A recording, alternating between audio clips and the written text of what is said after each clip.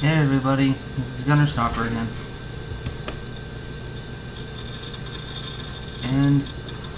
And knowing me, I'm gonna be reading another Toss story. This time it's the one with Rarity called Perfection in Poise. Alright, here's the description. Because sometimes people are a little too attracted to fashionable, classy women, and sometimes those women are ponies. Because sometimes writers can't stop their fingers from moving and accidentally write a little more than they were meaning to. Because now I've written waifu fiction about every one of the main six and should kill myself.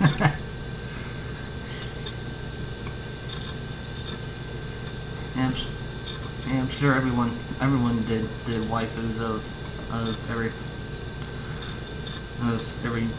one of the main six at one point.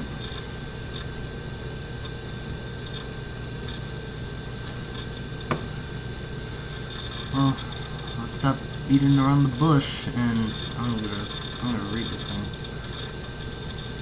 Alright, Perfection in Poise. The music blared out through the expensive gramophones, filling the far side of the room with the latest and popular beats. The light yellow DJ in charge bobbed her head in time to the music, and the ponies on the dance floor dipped and danced, some alone and many with partners. Most did it quite haphazardly, for they were here for much the same reason you were. You were at the Horse's Drought, the latest business to start up in Ponyville as the local economy grew. In this case, it was a bar aimed at the higher class residents and tourists. On this day, however, the whole town had turned up, and you were drawn there in the same way they were. Cheap drinks. A bit of bottle for the really cheap stuff. Still, it didn't help that, looking around, every pony here was either dancing with at least one other over on the dance floor, or in the throes of conversation in the marginally quiet area of the room you were in.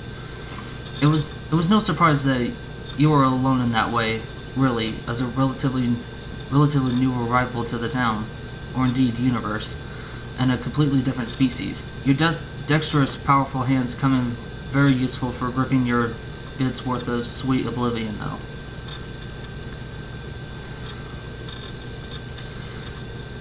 The proprietress, a dark orange pony with a stylized wine glass stamped on her flank, had her work cut out, serving pony after pony and raking in the bits. The local economy was booming thanks to the efforts of many local businesses starting to expand outwards and putting Ponyville back into the vocabulary of the land. Between Sweet Apple Acre Exports and Rarity's boutiques selling designs across the land, everyone from the high class in Canterlot to the nothing specials in Manhattan knew where the place was.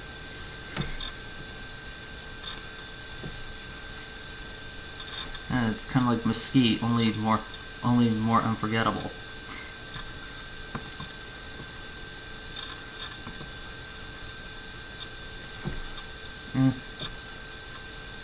Hell, I like to think that my hometown of Mesquite is somewhat like Ponyville, but more boring.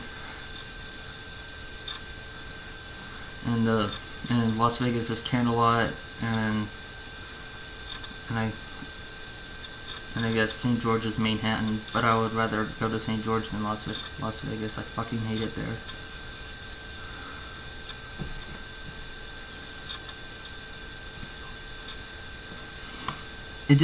It done wonders for you too. The local spa was getting more business than ever, and your capable, agile hands could reach places no hoof could ever hope to reach. Of course, being the best masseuse in Equestria wasn't a difficult task when the only other creatures with anything like hands and claws or talons.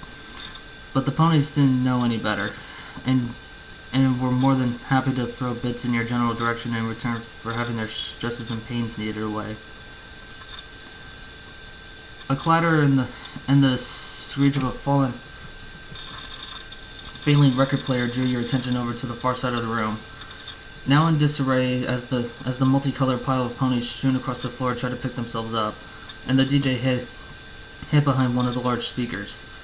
A voice echoed through the now silent room. "Ow, sorry," followed by a nervous laugh.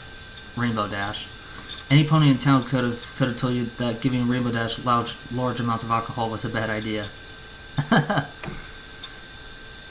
Yeah, especially in that video Rainbow smashed. Hold on. Popcorn kernel.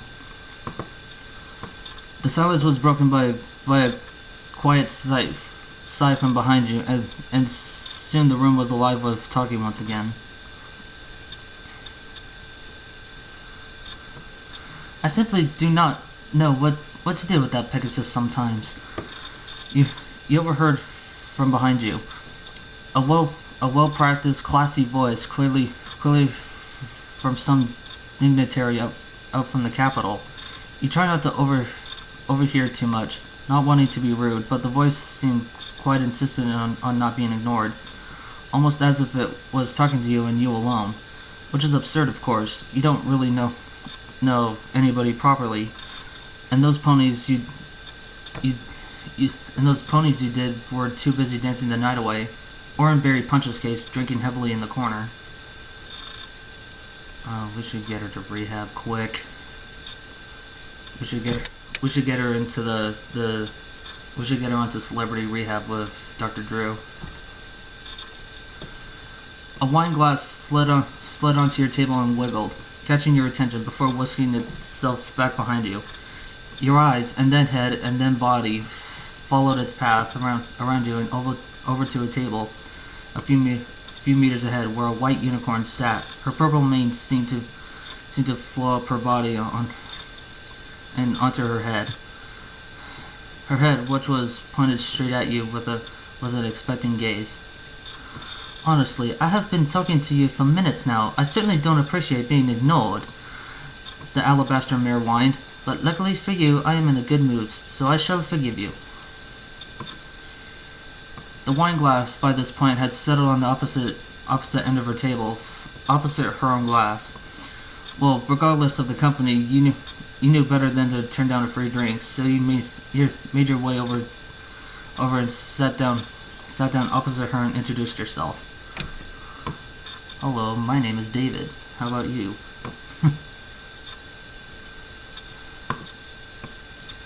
"Pleased to meet you. I'm Rarity," she announced, putting emphasis on her name as if you ought to immediately know who she is. You did, of course. She was practically a local celebrity. It surprised you that she was out alone, though, especially given that her beauty was staggering and unmatched, at least around Ponyville. She laughed at the compliment, graciously accepting it and taking a sip of her wine. Well, that's really quite simple. I'm celebrating. I finished a big order earlier, and my friends invited me to this place. I thought, why not? It could be fun. Of course, my dear friends are already quite drunk, leaving me here quite alone. And now I saw you also quite alone. Perhaps we could solve each other's problems." You had to admit, you never expected a great shining light of Ponyville's hopes to be quite so bitchy. Neither did she, apparently as she immediately apologized. "Oh, listen to me go on. I'm quite happy for them to enjoy themselves. This just isn't, how did Rainbow put it? My scene. Loud music and cheap drinks might be enough. Loud music and cheap drinks might be enough for some ponies, but some of us have standards." I'm into loud music, but I'm not into drinks. Well, unless the type of music is, actually pretty much my type of music is pretty much loud rock. Loud rock. No, I do not like dubstep at all. Or any form of electronic music, but I'm fine with industrial.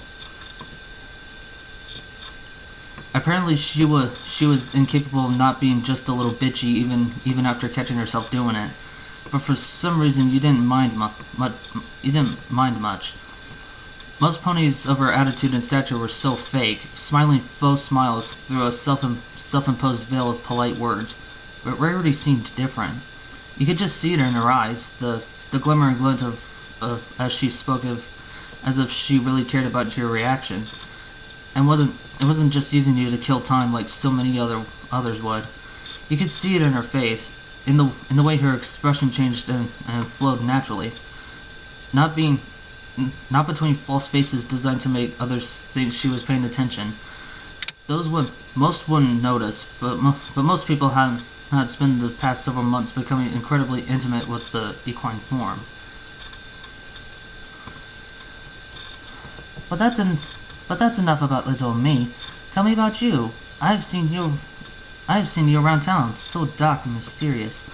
But I'm always in such a rush that I simply haven't found time to stop by. And bless her little hooves, Fluttershy is a little scared of you, so a massage and our visits is simply out of the question.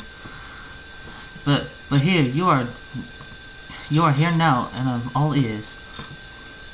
Her lack of falsity didn't falter, and she honestly seemed interested. So you began. You didn't know what she knew, so you told her the lot about your work, where you lived, and a little about where you were before. Though your entire life story would have taken more time than earlier than either of you had. Rarity nodded and mm-hmmed as appropriate throughout the whole thing, and waiting until you finished.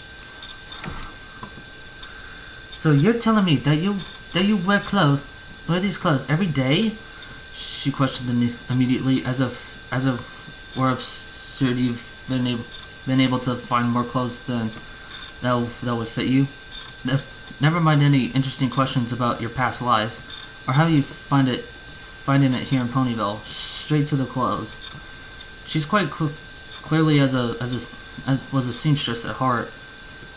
No, that simply won't do. I won't allow it. Let's finish up this bottle and I'll start taking measurements. You shan't leave without some decent clothing. Both of you looked down at the bottle. It was empty. Both of you absent-mindedly drinking as you chatted. You haven't even noticed. Well then, Rarity deadpanned. Let's go. Damn. Rarity couldn't leave without saying goodbye to her friends, and managed to make it to the dance floor with the minimum of knocking things over.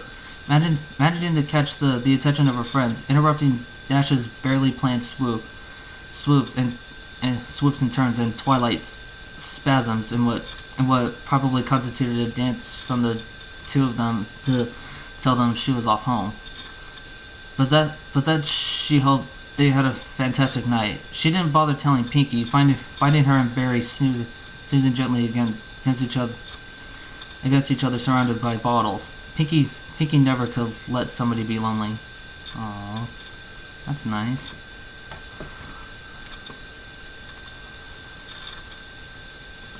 Then you were away, out into the chilled night air, and leaving the loud music alone. The silence was deafening, and both of you said nothing to enjoy it. Loud music and cheap drinks wasn't really your scene either. Though you shared the bottle, Rarity's diminutive size worked against her, as she was having a little trouble walking in an entirely straight line, and spent most of the short journey to her home leaning against your leg. Now what sort do you want? I can do everything from casual to classy. It's really no trouble.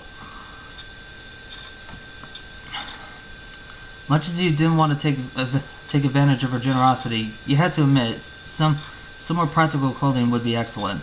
Rainy days were the bane of your life, almost always leaving you soaked through and without a helpful sun to dry your sodden clothing. Though occasionally a stray Pegasus took pity on you and poked a little hole in the clouds, occasionally. Okay, I kinda got the feeling Taw's British. Practical? Have you been talking to Applejack? Oh well, never mind. I can do practical, and I shall. It's really no bother at all. She nods in the air, seemingly talking to herself as much as you.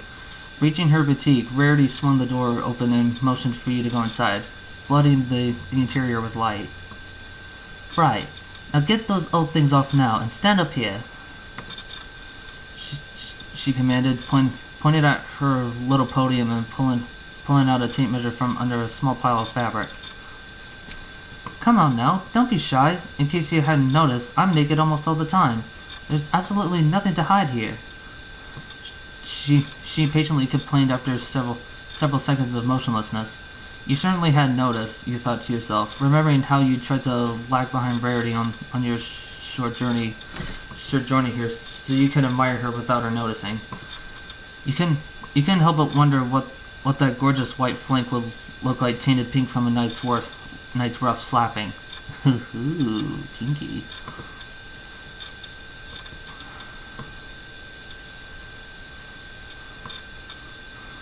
Oh my, settle down, you. She laughed. A lady would never do those things. On a first date. Oh, damn it. Damn popcorn kernels. You haven't thought that to yourself. You silently cursed that half bottle of wine while what seemed like every drop of blood in your body rushed to your cheeks, setting them alight with the pure force of embarrassment. On the other hand, she seemed more amused by it than shocked. A surprise considering her overbearingly ladylike attitude. At her insistence, you began to strip, leaving your old smelly clothes in a messy pile on her clean, tidy, perfect floor. Walking over and hopping onto the podium, your blush grew deeper as you realized you were standing completely naked right in front of Rarity, and your earlier thoughts had gone unnoticed by your libido. Apparently not noticing, Rarity snapped the tape measure taut in front of you and held it at your side, climbing up a conveniently placed stepladder to measure your full height. Nodding and letting out a satisfied she stepped down and looked at you. Jabbing you with the end of her horn, she sternly told you to lift those arms. I need to measure your chest. Pulling the tape measure tight around you, she climbed up onto the podium to get a better look at the exact measurement. Again, nodding as she noted it down. Arms down, please. She commanded, still standing by your side. The only place your hand could rest was on the back of her mane. Something she didn't seem to mind or indeed notice at all. And now around your stomach, she whispered, trailing the tape measure around you, before grabbing the end of her mouth and pulling it taut, rubbing her soft white coat slowly over your skin. Her body heat sunk into yours with her graceful, silky smooth fur pressed onto you, contrasting the freezing cold tape measure she was squeezing you with. She nodded again, moving her mane against your hand and leg, and snaked the tape measure free. Just a few more now, dear. Don't worry. You shan't be bored much longer. She whispered up to you, holding the top of the tape measure at your hip and taking the other end in her muzzle, pulling it down your leg slowly and sensually. In time with the movement of her face, her tail wrapped itself around your other leg and stroked downwards, quickly noting down the length with a curious, she looked up at you. Just one? She straightened the tape measure out. Last, positioned it behind you. There. And pulled it between your legs, snapping it closed and taking the final measurement. Her measurement style had not left you unexcited. A fact it was futile futile to attempt hiding, but shaming all the same. You slunk away to put your clothes back, but found her holding you back. Laughing, Rarity shook her head. My dear, I think it's best if we burn those. You could stay here tonight. I shall get started in the morning, and you shall leave looking and feeling fabulous. My bedroom is through that door, third on the right, and there's plenty of room for both of us. Just give me a minute to clean up here and dispose of your clothing, and I'll be right with you. That not being an invitation you could, or would dare to, refuse, you wandered through to the dimly lit back rooms of the shop. Sure enough, Rarity's bedroom was the third door on the right, and it swung open almost effortlessly until it hit the mess that coated almost every square inch of that room. Save for the small passage to the bed and room to the door to half open. Materials, tools, sheets of paper with unique, unfinished or esoteric designs, and things you couldn't place. You're fairly sure you saw a half-eaten sandwich somewhere under there. This must be somebody else's room. Rarity hadn't mentioned anybody else living here, but somebody must. This disorder doesn't match what you know of Rarity at all. Is there a problem, dear? You hear from behind you, Rarity's head poking around the door and waiting for you to continue on, so she could squeeze in. Yes, I know it's a little bit of a mess in here, but I assure you, I know where everything is. Look, there's the new designs over there in my idea center. There's a snack, and the important thing for tonight is my bed. My bed there. Go, shoo. Carefully finding a way across the organized chaos. It is, she indignantly replied to your humored questioning. To her bed. You clambered in, finding its impressively large size quite adequate, even for your larger human form. Scooting along to the far side, you watched yourself as Rarity tutted and made the bed, straightening the duvet on top of you before sliding in herself, somehow managing to avoid wrinkling the sheets as she went. Her soft, high-pitched grunts as she lowered herself inside, however, didn't go unappreciated, and soon the duvet above you rose up, becoming more wrinkled. Rarity didn't seem to notice, facing away from you and lightly resting your head on the pillow. She whispered, "Good night," and promptly fell silent, asleep. After all that teasing, she fallen asleep in the same bed less than a foot away. You had resigned yourself to a night of accompanied loneliness when you heard a patient. You found her staring straight at you. You may hold me if you wish. I believe that is quite acceptable for a first date. A first date? It had been, you supposed. The two of you had gotten along quite well back at the bar. Strange for an event you had such low expectations of had resulted in this. Lying in bed next to one of the classiest and most famous mares in all of Ponyville, with one arm over her and one arm under her. It felt glorious. Her chest lightly rose and fell around you, and her tail rested comfortably between you. Luckily, ensuring she wasn't made aware of just how excited you were to be this close. Falling asleep in the face of such excitement was difficult, but eventually you managed, drifting off into a warm, fuzzy oblivion filled with sweet dreams and sweeter smells. Man, that bastard's lucky. Oh wait, I'm that bastard. You awoke many hours earlier as the thin gap between Rarity's shutters let in a small wedge of blinding light from the morning sun. Directly into your sleepy eyes, Rarity had yet yet to awaken, still lying in your arms and resting against your chest. Her scent filled the air, some implacable mixture of expensive-smelling ointments and mixtures. It was heavenly. Her soft mane has lost its perfectly sculpted shape overnight and lay silently disjointed between the two of you, providing a perfect place to rest your head and bask in her presence until she awoke. The unstoppable march of daylight brought the thin strip of light over the two of you, eventually passing over Rarity's slumbering form and lightly prompting her awake. Morning already? Oh, my head.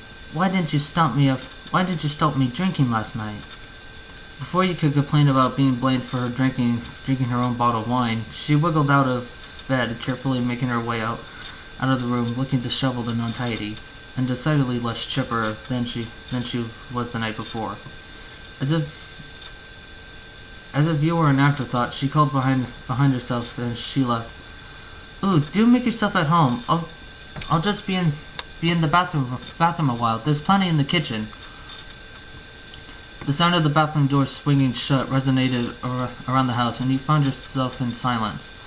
Grumbling and pulling yourself out of her bed, you looked around for your clothes before realizing that they probably didn't exist anymore. Grumbling harder, you nakedly made your way to the kitchen and searched the drawers and cupboards, eventually locating a bowl, some cereal, and a spoon.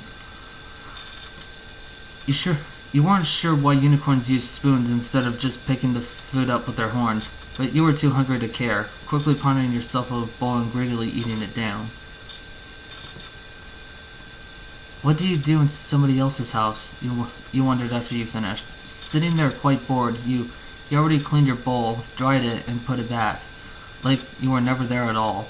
But apart from that, you had very little to do. Being naked, you couldn't even go into the front of the boutique for fear of being spotted by an early bird or Rainbow Dash who seemed to sleep so much that the time of day was irrelevant to her anyway.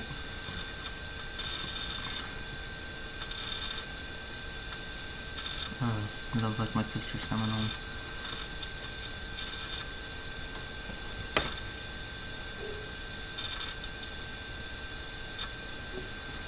Oh yeah, it's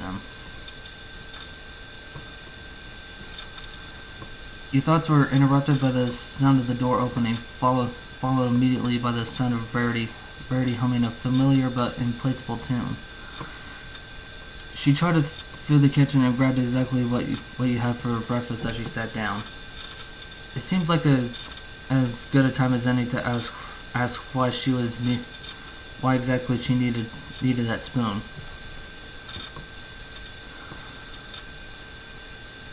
Why do you need one? Using my harm would be simply barbaric, darling. I am not a barbarian. I am a lady. Now go on, go clean up. I'm not having you dirty the clothes I make you before you even left my store. Obediently, you rose and went to check in her bathroom. The walls were made of cosmetics, or so it seemed. Every spare inch used to house a different kind of gel, makeup, goo, or scrub. Walking out of the room in confusion, you went to ask which you should use.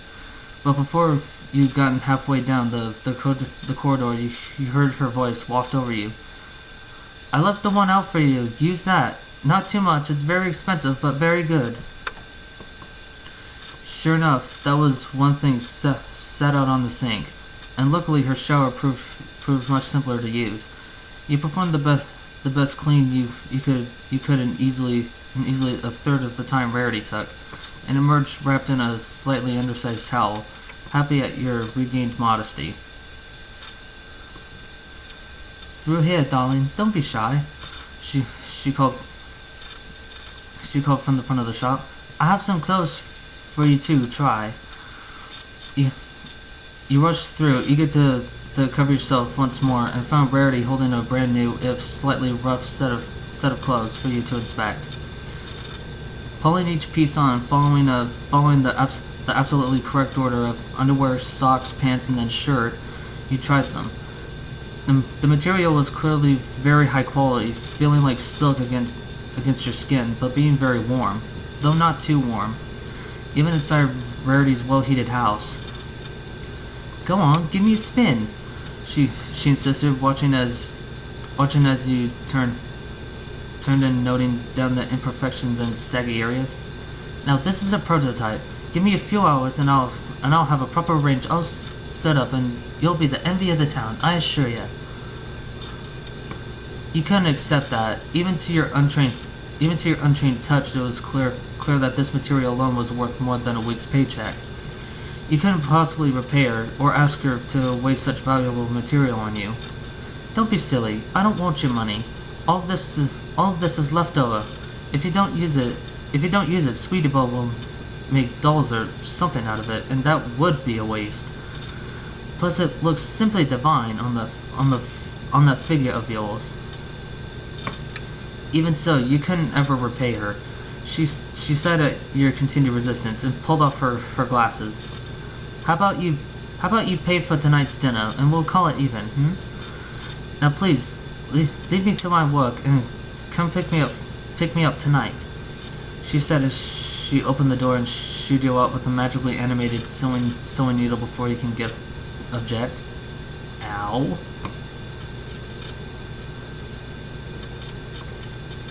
You really couldn't believe your luck. A beautiful, talented, successful woman not only making you something practically impossible to find or buy, but also telling you in no uncertain terms you were taking her on another date.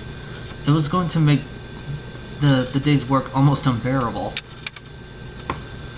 Thankfully, Lotus knew all about the local restaurants, knew the owners, and liked you enough to pull a few strings and get you a table at the fanciest place in town, as well as giving you your wages in advance. But don't tell Aloe, so you could properly woo Rarity.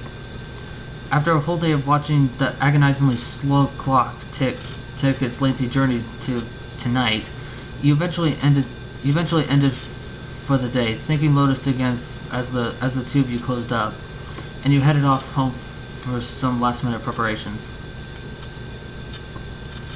Emerging a while later, cleaned up and carrying a bouquet of flowers, you knew it was time and headed over. You knocked on the door and waited. Who is it? I'm about to close. Do be quick, shouted Rarity, abandoning your plans to romantically offer the flowers as she opened the door. You entered and saw her hard at work. You cleared your throat and announced your presence, and held out the flowers for her to see when she turned. Oh, it's you. So sorry. Flowers? For me? Oh, isn't that just adorable? Thank you so much. I know what I'm having for breakfast tomorrow. Your clothes are in the pile. Your clothes are in the pile. Just give me just a few moments and put these in water, and then whisk me away. With that, she gently pulled the bouquet from your grip and headed into the back. The aforementioned pile was several outfits thick, and a variety of colors, each more fashionable than the last, but all quite practical. Rarity had clearly put a lot of effort into them, shaming you slightly at how little preparation you'd managed to pull together for the meal.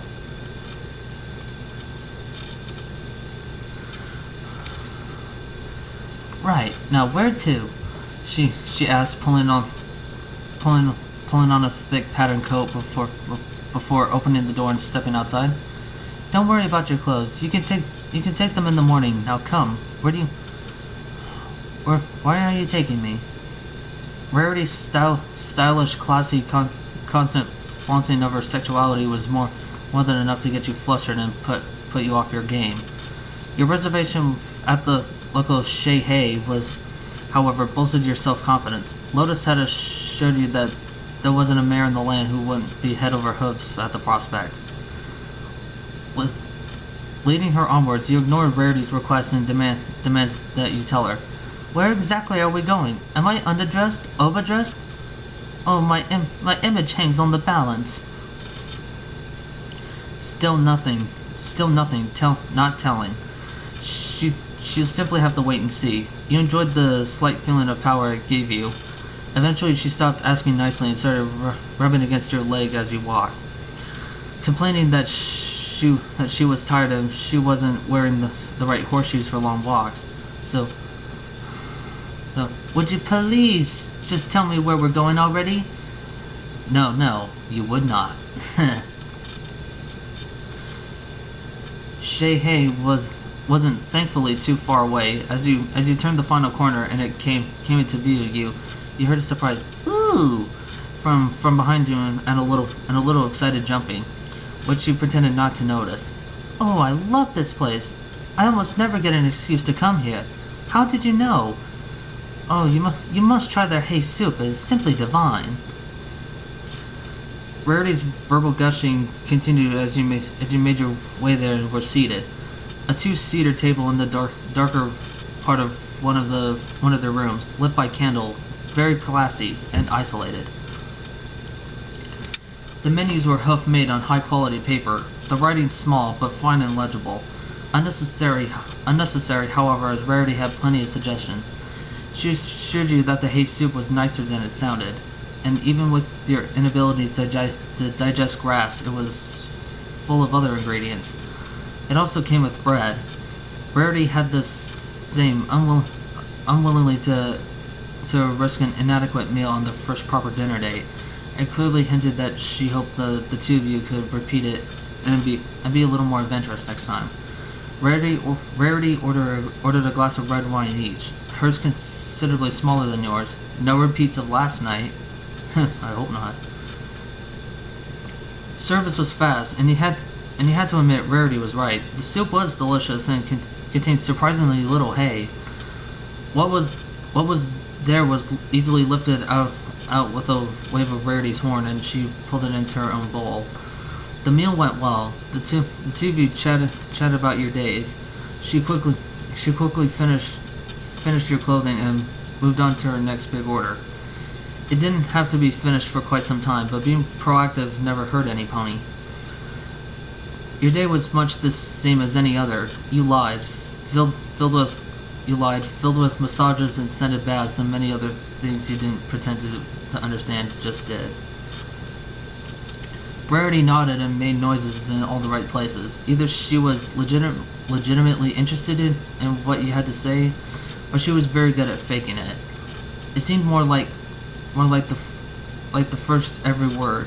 Rarity had nothing to gain from you. She was richer, more famous, more skilled, more socially active, and so many other things.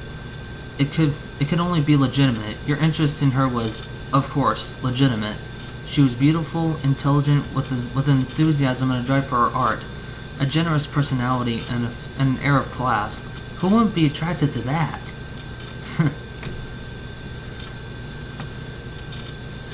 I don't know. I guess I would be fine with the prospect of dating Rarity, but I'm far from fancy. The discussion was made more difficult by Rarity's continued brushing against her leg, both from her tail and occasionally one of her back hooves. Her expression didn't change as she did it, remaining in a tense but expressive and responsive stare with a slight smile. Before long, dinner was over, and the waiter promptly brought the bill. You hoped to Celestia that Rarity couldn't see how white your face went when you saw the figure on the paper. But it'd be worth it, you hoped. Pain and leaving your pockets considerably lighter, the two of you left.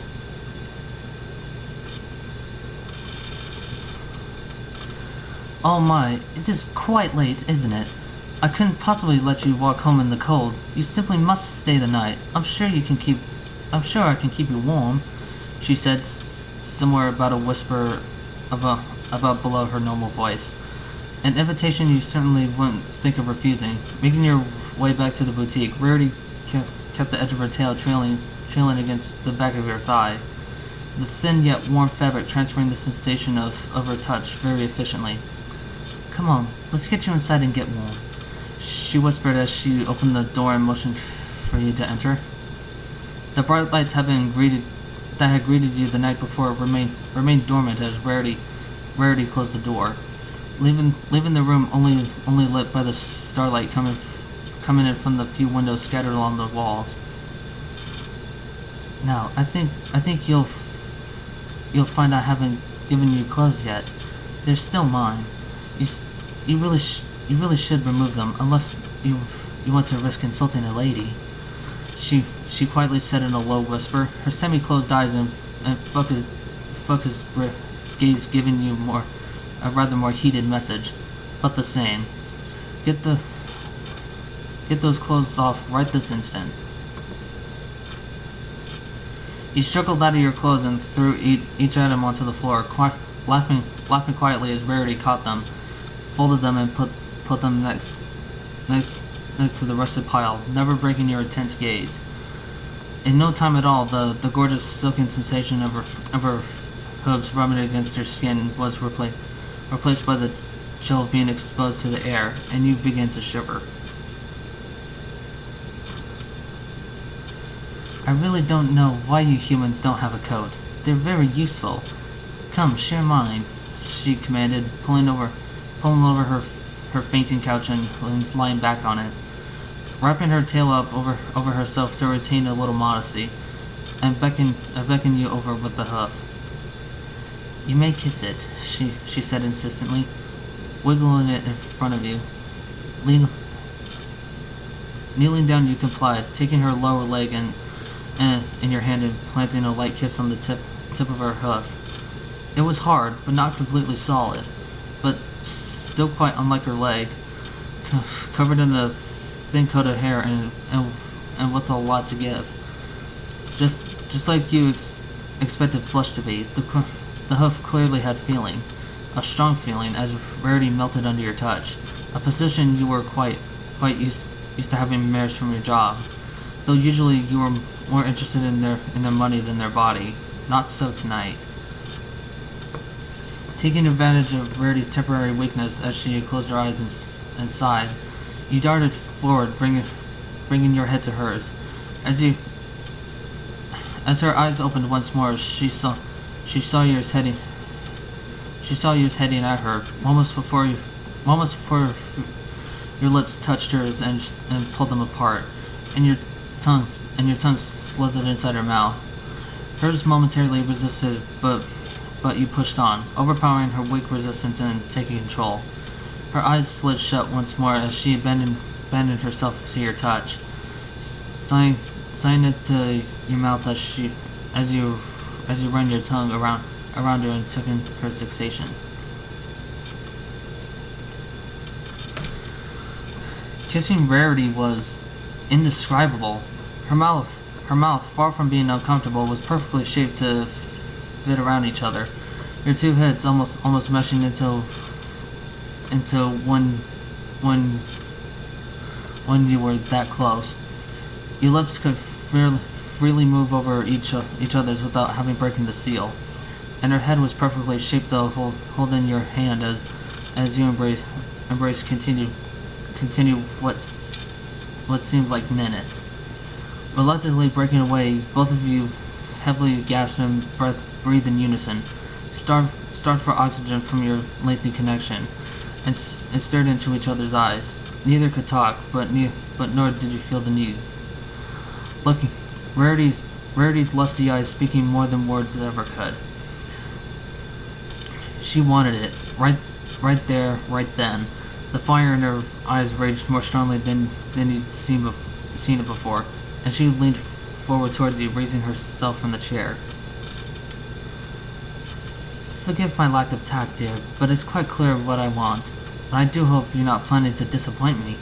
She whispered, flexing her squiggly tail and wrapping it around one of your wrists.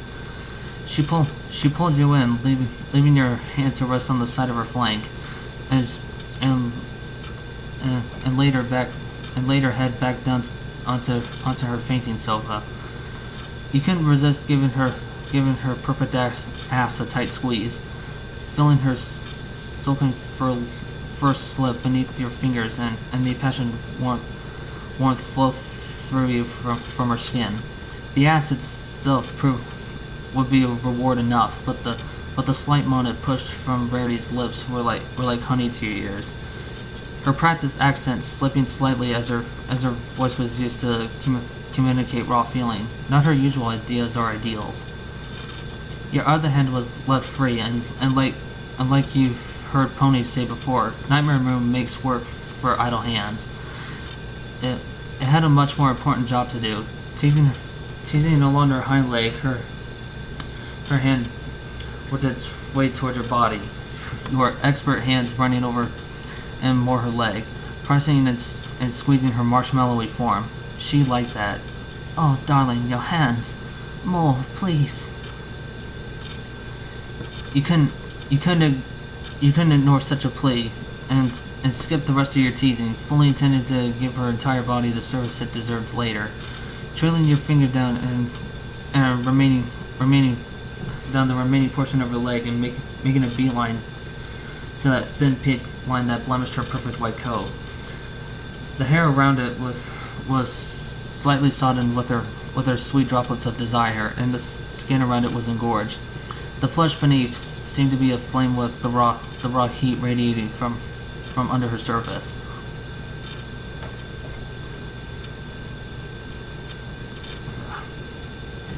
Teasingly, you slowly ran a finger along its surface, from top to bottom. Rarity's body squirming into your touch as she let out a quiet long moan. Something that would have been imperceptible were it not for the total silence of your darkened surroundings. This was it, the moment both of you have been waiting for, and the time you spent the day dreaming of, the first penetration of the night. Not the last, not by a long way. A single finger slipped in effortlessly, her natural lubrication letting you slide it in without complaint or friction. Her internal walls were burning hot, and it surprised you that the copiously deployed fluids didn't simply boil off. The finger was far from effortless for Rarity. The sensation was of penetration driving her crazy. Only the hasty biting of her lower lips, saving the near silence from being shattered completely. But the rocking of her unprepared body caused enough ruffling on her collapsing support to fill the room with quiet sounds. That was one finger. Carefully slipping another between her folds, you grasped her flank with your other hand even tighter. The jostling of her excited body moving your hand around inside of her, and filling her body with even more sensation. You didn't think it was fair that she was doing all the work and getting all the fun, so you started to pump your two fingers in and out, the sticky wetness slicking as you went. Her body rocked against the hand, her hips bucking lightly into it, timed with your movements. Her tail lie dormant and forgotten, trailing off of the side of her sofa, the edge flicking occasionally as the uncontrolled spasms racked her body. The hot, sticky fluid now coating your hand only amplified the slapping sound of your mutual thrustings met each other, filling the room with a rhythmic beat whose frequency kept increasing as Rarity's body was flooded with stronger and stronger emotion.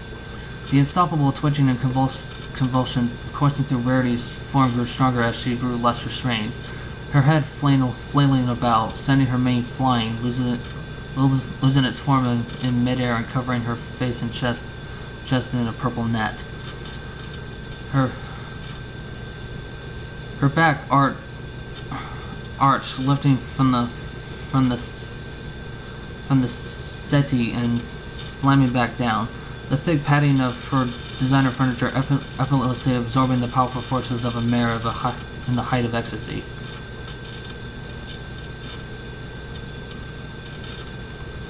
Her voice rang out across the oh, fuck. Hold on.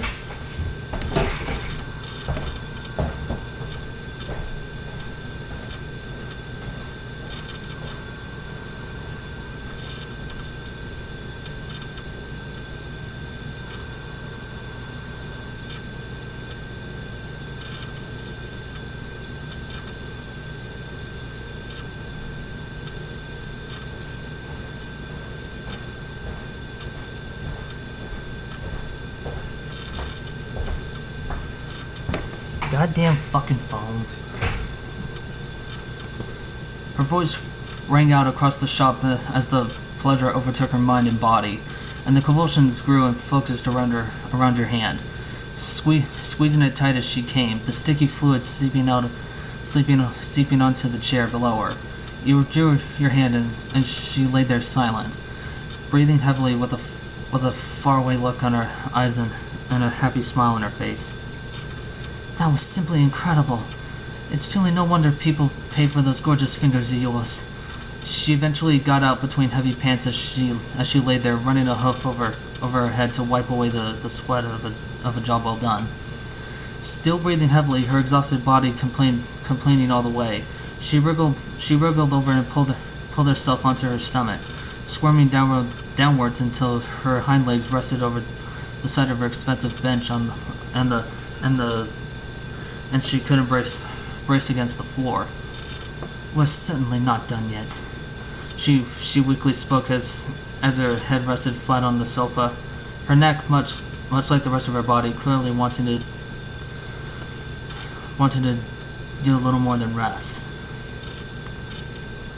When she was done, Rarity lay before you, her ass pointing straight at you, and her quivering marehood resting at about the right level of easy access.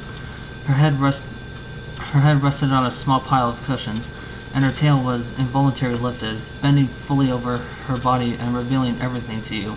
Rarity's weak, panting form lay dormant before you, and you doubted she could resist, even if her mind wasn't clouded with lust, and her body wasn't clouded with fatigue. She responded well to your force earlier. Perhaps she would again. A short, sharp sound of your sort of hard slap echoed around the room, followed closely by a small snippet of groan before Rarity could stuff her mouth with an errant pillow. Moments later, her tail wiggled as her body relayed its approval. Your other hand quickly found its home against the other side of her flank, this time moving more confidently and with greater force. In return, you felt a sharp pain in your chest, not from Rarity's disapproval, but the wild swinging of her tail turned it into a dangerous whip. It had to be dealt with. Gripping it tight, wrapping it around your palm a few times, you gave the purple tail a good yank. Though you could see and hear hints of it, Rarity's pillow muffled squeals grew more impassioned, and her tired eyes rolled upwards as the pain triggered exponentially more pleasure. Pulling the pillow from her mouth, she shouted, "Yes!" into the night, instructing you to call me a bad pony. Her mind in reckless abandon. Slapping her flank with your free hand, you obliged, punishing your bad little pony, before telling her exactly what her punishment was going to be. Her only response was to pull the pillow back into her mouth and using her forehooves to brace against the chair. Moving your free hand down to guide yourself in, you pressed the head of your square peg against your square hole, and closed your eyes. Pulling her tail for better grip, you forced yourself inside, her soaking interior fighting against her tight hole in a raging battle to decide how easily you could enter. Several seconds later, your skin hit her coat, and the ripples of pleasure became evident through both of your bodies. Even just standing there, unmoving, you could feel the beating of her heart and the way her body moved as she took heavy breaths. You could feel the burning heat from within her body, and you could feel the dripping fluid around her entrance. Starting to thrust, your mind was overcome with sensation, and the actions of Rarity's body resembled those of being fingered, but amplified tenfold. Her tail yanked and pulled against your grip, almost begging to be pulled back in return. From each tug on it sent new waves of pleasurable pain through her, and by extension, your body. Her back arched even more powerfully than before, and her forelegs pushed out, forcing herself back onto you as strongly as she could manage. Even through the dense cushioning, Rarity's moans began to become apparent. Even through each one of your thrusts pushed her face deeper into them and muffled the ever-increasing volume moved strongly.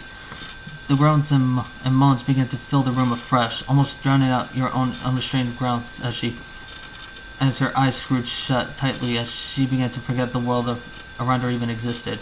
Lost in a world of nothing but sex and the taste of split feathers in her mouth from the bitten hole in her expensive cushion.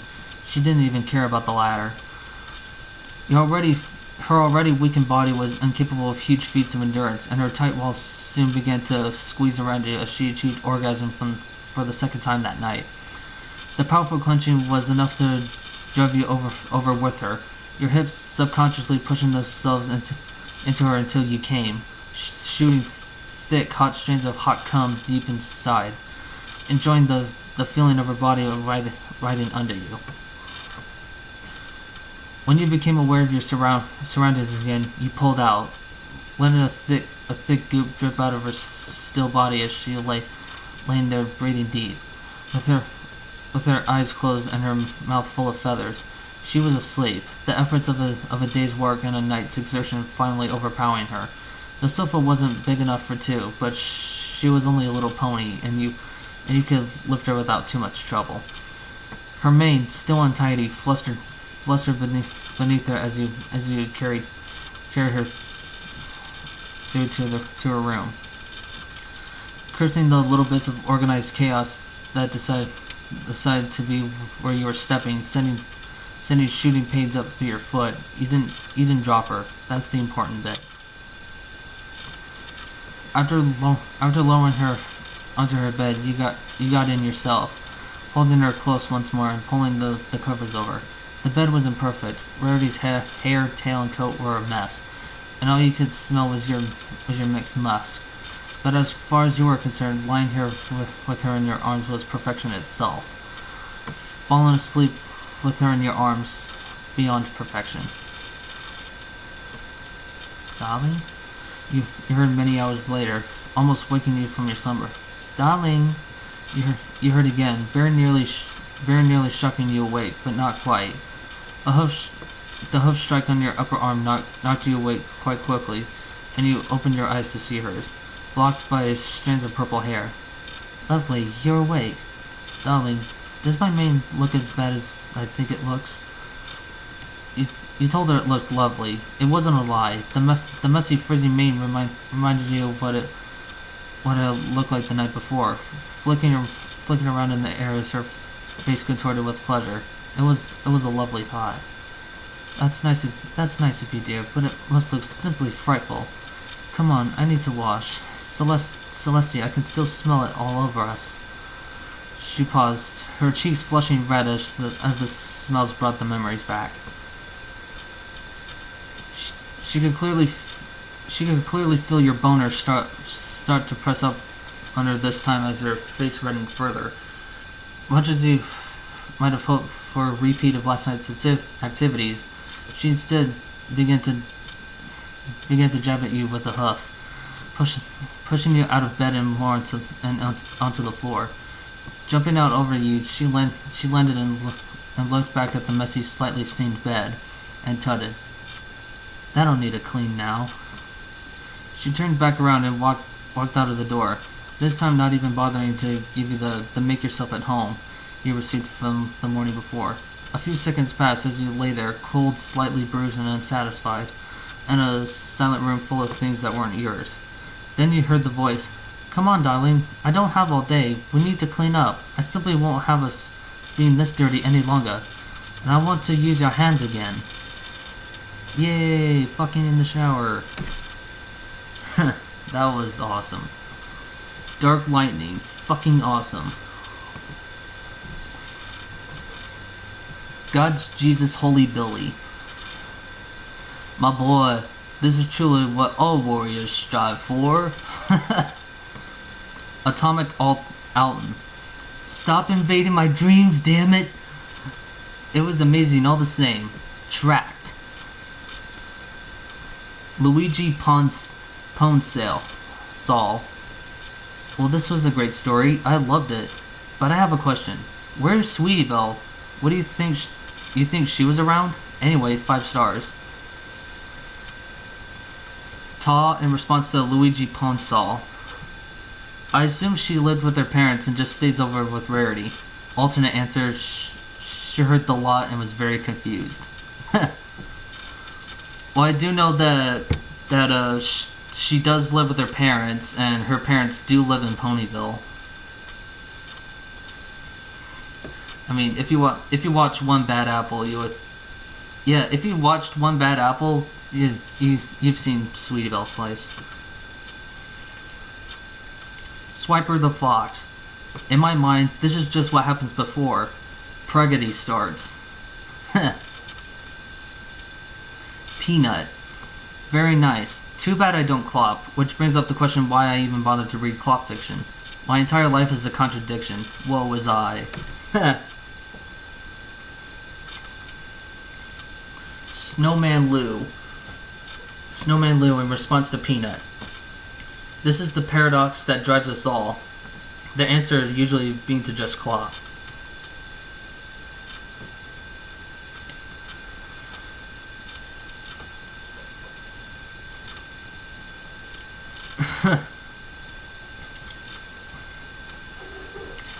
Shader.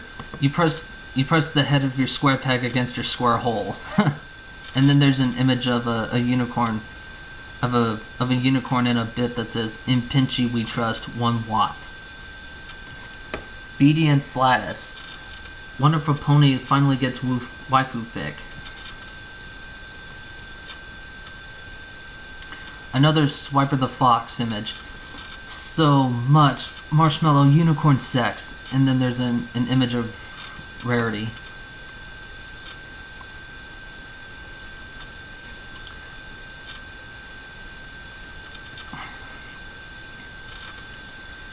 Triple B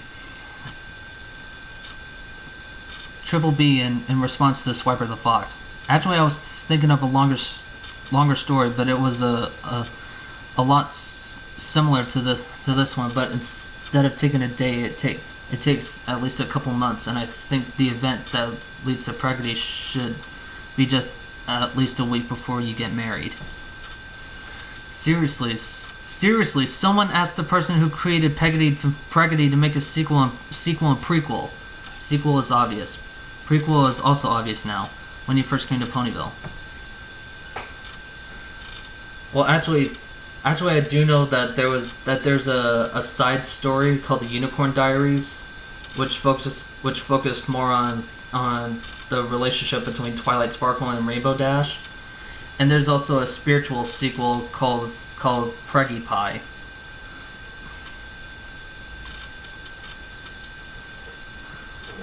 Ball, or B-U-A-L. I don't know.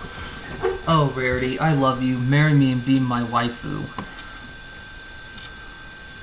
Eurus McUseless Migrant. You think Rarity would like having her horn played with? I'm slipping, becoming one of you. Eurus McUseless Migrant cancels party for the entire damn session. Too insane. Eurus McUseless Migrant has gone stark raving mad. Huh. Karak. It first has an image of Sweetie Belle giving an evil glare and says, "I can clop to this." But that's besides the point, I think. Yeah, Rarity would certainly require more than one date to get laid. I don't think 2 is quite enough, but let's not prolong the date play where it's not necessary. 2 questions, if I may. 1. In this sentence, you really couldn't believe your luck. A beautiful, talented, successful woman not only making you something practically impossible to find her by, but also telling you in certain terms you're taking her on another date. Did you deliberately use the word woman instead of mare, or was it a slip-up? I'm asking because if it was the former, I would tell quite much that the mute male masseuse. Alliteration. 2. I noticed that in most of your human and Equestria fics, with Pinkie, Spitfire, Dash, Celestia, if I recall correctly, and now Rarity. The protagonist is always the masseuse. Is he the same guy? Oh, how unfaithful he would turn out to be. Or is it the only thing a human with our skillful fingers would become? I have an idea. I propose a fic with Octavia where the protagonist is a pianist. Imagine those jealous ponies who can play with hooves / magic. Ta in response to Karak. I'm pretty sure that was intentional. I imagine it was meant to hammer home the idea that he wasn't seen her as a horse in some kind of perverse conquest, but just another person. But it's been a while since I wrote it. As for the latter, kind of. The fics all exist in completely separate timelines, but the audience inserts is always basically the same in that they have to be a blank slate with few defining characteristics. Being a masseuse was just something that arose quietly early as a simple means of getting him a job that a pony couldn't do better, as well as, of course, letting him feel ponies up all day. It is a wish fulfillment after all. If I ever do an Octavia fic, that's probably the direction I come from. Yeah, these hooves really aren't as good.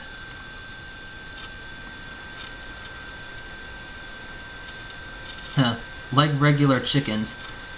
Damn good, damn good, damn good, damn good, damn.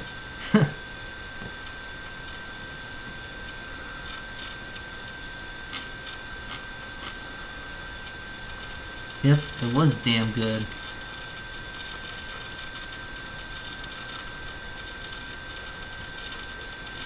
Well, 4 down, 2 to go. Yeah, I guess I'll do the Twilight fic next, and if possible, probably after I do the Fluttershy one, I'll possibly do the other two Pinkie Pie human fics. So, well, that is if I wanted to continue doing the Eternal Gift or start doing Final Dreams of a Filly. So, well, that's my 2 cents. Well, anyways, this is Gunnar Stauffer, Game Rollins 211, signing off.